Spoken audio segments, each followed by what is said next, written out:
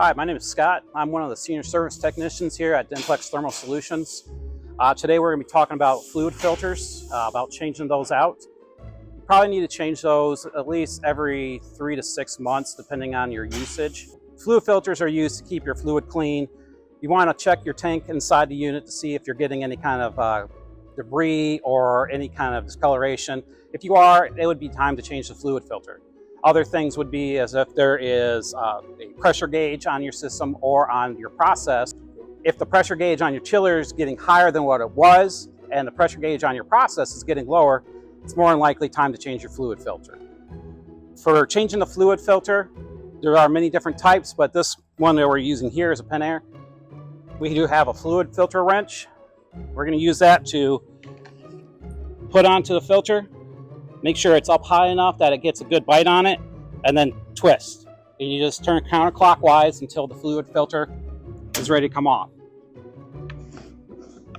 Before it gets all the way off, you want to make sure you have your hand down here to make sure you keep it from falling on the floor. Cartridges can vary. Today we are using this 50 micron filter. We definitely say remove the plastic, but this is going out to a customer, so we haven't done that yet.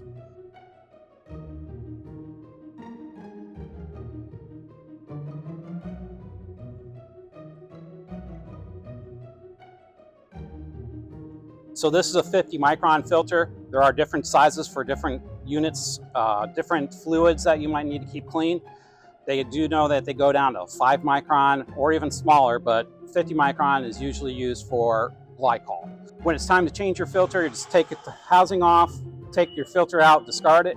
Before you discard any water in the filter housing, I would check it to make sure if it's clean in there, you can reuse it. That way, when you go to put it back on, you don't create an air pocket in the system that could cause a potential flow fault if there's any flow meters or sensors in your process.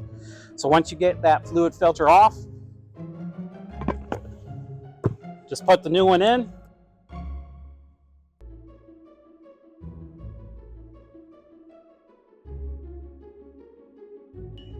Before you put your filter housing back on, you want to double check the O-ring that's on the fluid filter housing. Make sure that's in good condition. Make sure that there is silicone on that. That will help make secure that filter into place and make sure there's no leaks.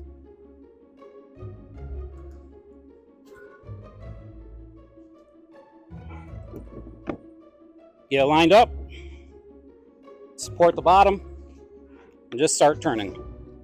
Once it catches, it'll keep going, and you just spin that all the way up until it's nice and secure, hand tight. Then you can take your filter wrench and just do like a quarter turn to make sure it's on there good enough. So that's how we change the fluid filter. If you need more helpful tips, please visit our website, dimplexthermal.com. If you need any parts, please reach out to our parts department. Please like and subscribe.